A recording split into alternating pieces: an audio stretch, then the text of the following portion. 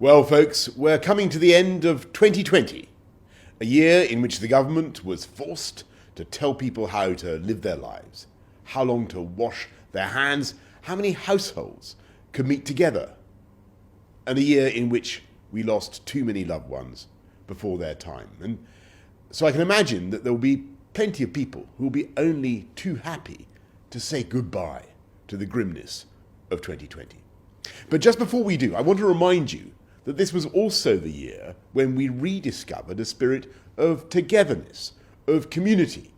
It was a year in which we banged saucepans to celebrate the courage and self-sacrifice of our NHS staff and care home workers. A year in which working people pulled the stops out to keep the country moving in the biggest crisis we've faced for generations. Shop workers, transport staff, pharmacists, emergency services, everyone, you name it. We saw a renewed spirit of volunteering. People delivered food to the elderly and the vulnerable. And time after time, as it became necessary to fight new waves of the virus, we saw people unite in their determination, our determination, to protect the NHS and to save lives.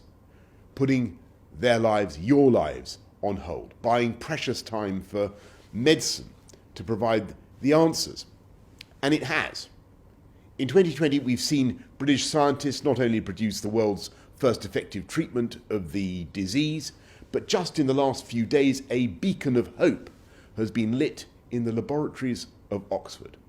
A new room temperature vaccine that can be produced cheaply and at scale, and that offers literally a new lease of life to people in this country and around the world. And with every jab that goes into the arm of every elderly or vulnerable person, we're changing the odds in favour of humanity and against COVID. And we know that we have a hard struggle ahead of us for weeks and months because we face a new variant of the disease that requires a new vigilance. But as the sun rises tomorrow on 2021, we have the certainty of those vaccines pioneered in a UK that is also free to do things differently and, if necessary, better than our friends in the EU.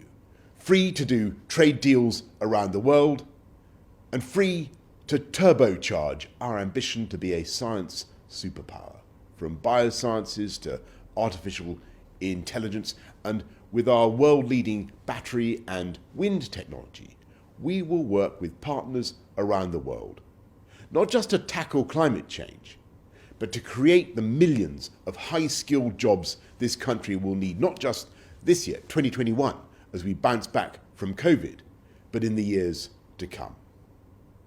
This is an amazing moment for this country.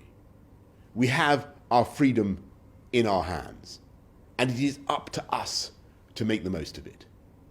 And I think it will be the overwhelming instinct of the people of this country to come together as one united kingdom, England, Scotland, Wales and Northern Ireland, working together to express our values around the world, leading both the G7 and the COP26 Climate Change Summit in Glasgow.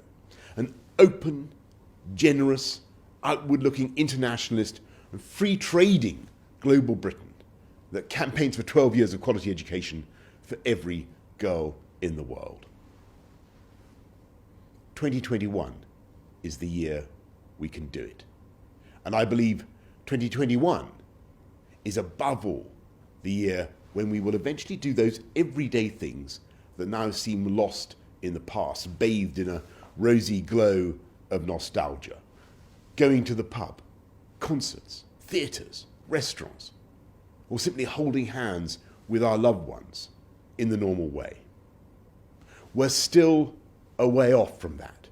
There are tough weeks and months ahead, but we can see that illuminated sign that marks the end of the journey. And even more important, we can see with growing clarity exactly how we're going to get there. And that is what gives me such confidence about 2021. Happy New Year.